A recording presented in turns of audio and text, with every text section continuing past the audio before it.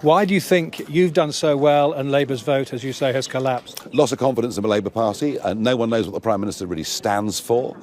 A sense that somehow in this very patriotic constituency, the Labour Party doesn't really stand for those values anymore. A sense from working people whose alarm clocks go off at 5 o'clock in the morning that they're paying ever more taxes and they wonder why.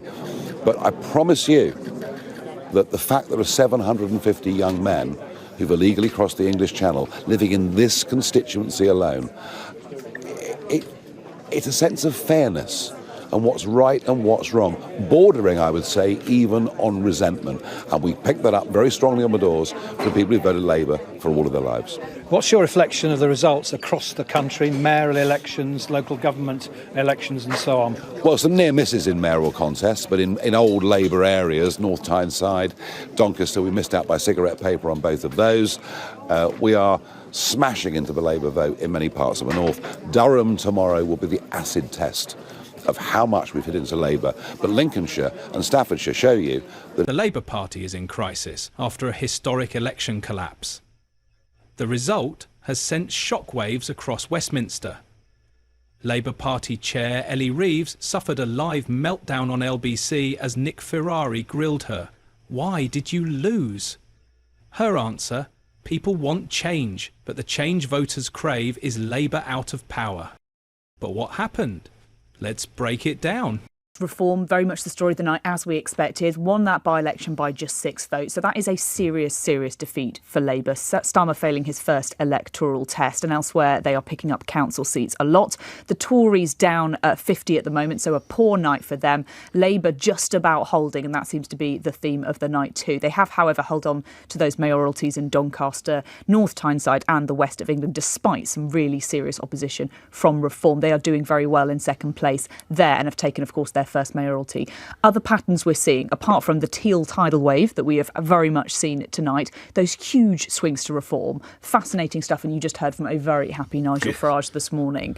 Reform are taking seats now off both Labour and the Conservatives. They are no longer just the party which is eating into Kemi Badenoch's vote. They are now a headache for both Keir Starmer and Kemi Badenoch. So that is also going to be a real threat to the chances of a majority for any political party at the next election. If the polls continue like this, we are on course for a hung parliament. Of course, it's very early to be making any of these predictions, but it just goes to show exactly what is going to be done here.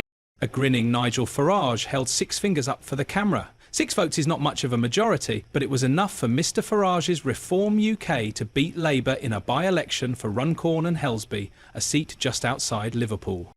What was once one of the safest Labour seats in the country fell to Mr Farage's party in the most dramatic result in a swathe of elections that demonstrated Reform could win across the country and threaten both Labour and the Conservatives. I'm not sure there's any suggestion of that at all. Isn't it just a matter of tactical voting, which is something that's happened particularly between Labour and Liberal Democrat voters for a long time? That's just how the voting system works in first past the post, isn't it? Well, look, I just think that, there needs to be a bit of honesty about it. Robert Jenrick made these comments that seem to be a lot more than just about tactical voting. It was talking about an electoral pact, a coalition of some kind. That's very different just for tactical voting, for example. How do you explain away what's happened? I mean, you can't blame it all on the Conservatives or on Mike Amesbury, the former Labour MP for Runcorn and Helsby, can you? Because even where you've won mayoral elections, you've lost so much support and it's ended up being a pretty tight race. What that seems to indicate is, surely, that the government is not addressing a lot of the issues that ordinary people up and down the country have got concerns about. When we were elected to government last July, we were elected on a platform of change. And look, I recognise that people are impatient for change. I'm impatient for that change. The government's impatient for that change. Since coming into government, we have started to deliver on our plan for change. It takes time. NHS waiting lists are down 6 months in a row, but there are still too many people on waiting lists. Take Runcorn, for example. Just last month, we delivered 4 new free breakfast clubs in primary schools. Well, we want to go further and faster. We want every primary school in Runcorn to have a free breakfast club. Just last month, our increase in the national minimum wage means that 3.5 million low-paid... Most importantly, it was a demonstration that Reform UK isn't just a couple of troublemakers like Keir Starmer wants us to believe. However, the response from Labour spokespeople so far to the loss of Runcorn and Helsby and the election results as a whole has been especially tin-eared. There doesn't seem to be any understanding of the deep-seated emotion in the reaction of Labour supporters to the party's behaviour in government over the past 10 months. There used to be talk of the need for emotional literacy in politics. What we are witnessing is a staggering level of emotional illiteracy. Well, I think what the voters up and down the country, particularly in Labour heartlands, are saying we'd actually like to change the government.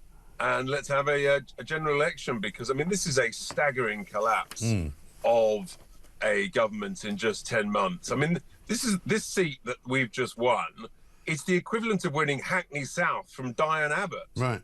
And that's the sort of context we're talking about here. And voters have basically reject the lies of the Labour Party, and they've essentially sort of put even deeper into the bin the Tory party, and people are absolutely raging mad about national issues, the 34,000 odd illegals that have crossed the channel since Labour took control, the fact that legal immigration is still completely out of control as well, and people are getting poorer. Net stupid zero is, it's coming to fore, and the unions are now backing reform on net zero. Tony Blair is backing reform on net zero. So look, we're winning all over the place. We are witnessing the raw tension as voters reject empty slogans and demand real accountability. Frankly, Labour supporters feel deeply that their party has turned its back on them. It's not just that they feel they are not being listened to, it's that the Starmer and Reeves government is doing things that they believe no Labour government should ever do. It is a shock when you think about it, because a few months ago Labour was riding high in the minds of citizens who became irritated with years of Conservative austerity. But the problem now is that at times the government is unrecognisable as a Labour government. This isn't the traditional argument about whether the Starmer administration is behaving like old Labour or new Labour. It's whether it's Labour at all in the eyes of people who have supported them or would want to support them. What do you make, first of all, of why Labour lost those key red wall seats? Well, Julia, let's just say, first of all, losing 300 councillors and several other significant elections this weekend, there are no reasons to be optimistic, as some in the Labour Party have said. Gaining, chipping Norton and losing the North is not something to be optimistic about. It's been a disaster. And the reason this has happened, I think the umbilical cord between the Labour Party and its traditional vote was severed when we came out for a second referendum back in 2016-17, which I think we probably discussed at the time. Secondly... Before now, the strategy dictated by Starmer's office appears to be that, to neutralise reform, Labour planned to position itself as close to Nigel Farage's party as possible. The argument is that this will give Labour the breathing space of the next few years to deliver the investment and noticeable improvement in our public services that will garner the support needed to win the next election. The plan was that the large-scale investment required to radically improve our public services would come from growth and a limited range of tax redistribution measures. The problems with this strategy became pretty obvious very quickly, as seen by the results of the local elections. If Labour seeks to ape reform, then voters will largely opt for the real deal and vote for reform, while at the same time Labour will alienate supporters who are aghast at the party adopting reform-like positioning on immigration. But it gets even worse for Labour and Keir Starmer. The growth and investment in the economy were not on the scale needed, so he had to improvise. The only other way to secure these resources is through borrowing or redistribution of wealth. But having a fiscal rule that restricts borrowing becomes largely a technical argument, especially when books are balanced through cuts in the winter fuel allowance, a national insurance jobs tax, and cuts to disability benefits. So no amount of citing improvements in NHS waiting list figures can overcome the betrayal Labour supporters feel at the moment. So they reacted by casting their votes for change, but the change wasn't the one Labour promised or wanted. Normally, the feedback from Labour's membership in the constituencies or from MPs and councillors would show this emerging problem and perhaps prevent this battering at the hands of Reform UK. However, this self-correcting mechanism within the party failed to operate because the centralised control of the party under Starmer has meant that political debate in constituency Labour parties is closed down or ignored, and dissent expressed by Labour MPs is met with threats of the withdrawal of the whip. All these created an overall impression that the government lacks not just any political strategy, but also any sense of purpose. People are also questioning the moral compass of a government that increases poverty among children by keeping the Conservatives' two-child limit, and among pensioners by mean-testing the winter fuel allowance, as well as one that puts the welfare of hundreds of thousands of disabled people at risk by cutting their benefits. Going forward, it's time for Labour Party members and elected representatives to stand up and call for a resetting of Labour's strategy, but also, just as importantly, to reclaim the party for democracy so that they do not cut themselves off from their supporters like this again. A first, significant step to symbolise that change would be for the Labour leadership to listen to the people and drop the cuts to disability benefits. Overall, the sudden apparent collapse in support for Labour witnessed in Thursday's elections was perhaps not unexpected. While long predicted, it has taken many years for multi-party politics to become a reality in the UK, and it may just be the start of a dynamic shift in the political landscape. Keir Starmer has reacted to the crushing defeat too. In a social media post, the Prime Minister accused Farage of offering easy solutions in the election. He reiterates his vow to go further and faster to make change happen, and says he won't make the same old excuses for Labour's losses. But Nigel Farage is having the time of his life at the moment, as his party is now in charge in 10 areas, and there are a further 4 where it is the largest party. The party also has 2 new mayors in Greater Lincolnshire and Hull and East Yorkshire. But having fought a successful campaign, Nigel Farage's party now has to show what it will do with its new power.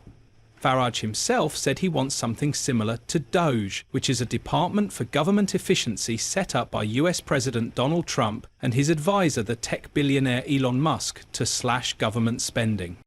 Speaking to journalists as his party stormed to victory in Durham, Farage set out what that was likely to mean in reform-led councils across the country. "I think you all better really be seeking alternative careers," he warned council staff who were working on climate change initiatives, or diversity, equality and inclusion, or opting to work from home. He added, "We want to give council taxpayers better value for money, reduce excessive expenditure, find out who long-term contracts are with, reduce the scale of local government back to what it ought to be, providing social care, providing SEN needs for kids, mending potholes." Responding to the criticism that most Reform councillors are inexperienced, Reform's Deputy Leader Richard Tice says that will be an advantage.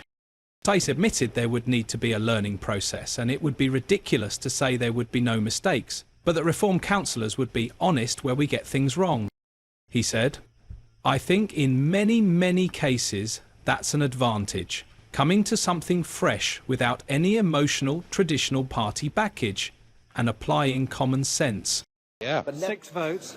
What are your reflections on this result here in Runcorn and Helsby? My biggest reflections, John, are your briefing that Labour were going to win a few hours ago. Well, they thought they were at one point. Well, they clearly did. And they were ahead before one of the recounts. Do you know, whether we'd won by 6 or lost by 6, I was going to come to this count, support our candidate. And as I say, winning's obviously fantastic, but just think about the swing. Think about the change. This is heartland Labour Party. Their vote has collapsed, and much of it's come to us. And that does away with the sort of media narrative that somehow it's just us versus the Conservatives. It's not. This is a whole different politics. Why do you think you've done so well and Labour's vote, as you say, has collapsed? Loss of confidence in the Labour Party. No one knows what the Prime Minister really stands for. A sense that somehow in this very patriotic constituency, the Labour Party doesn't really stand for those values anymore. A sense from working people whose alarm clocks go off at 5 o'clock in the morning that they're paying ever more taxes and they wonder why. But I promise you that the fact there are 750 young men who've illegally crossed the English Channel living in this constituency alone, it's a sense of fairness and what's right and what's wrong, bordering, I would say, even on resentment. And we picked that up very strongly on the doors for people who voted Labour for all of their lives. What's your reflection of the results across the country, mayoral elections, local government elections and so on? Well, some near misses in mayoral contests, but in old Labour areas, North Tyneside, Doncaster, we missed out by cigarette paper on both of those. We are smashing into the Labour vote in many parts of the north. Durham tomorrow will be the acid test of how much we've hit into Labour. But Lincolnshire and Staffordshire show you that in areas the Conservatives have always run, we're making massive progress there too. So it's a phenomenal night for us. What's your message for Sir Keir Starmer and also for Kemi Badenoch? Kemi Badenoch, please stay. I mean, please don't resign. We want you to stay on as leader. I'll put some money in if you'd like to keep you there. In the end, Reform's performance in the elections is a lesson for Labour and how bad things are since they stepped into Westminster. So, if they don't want another meltdown from its chairperson, they have to start giving the people what they want and not look for ways to throw insults towards Reform UK and its voters. If you like this political firestorm, like the video and subscribe to the channel for more fascinating political content.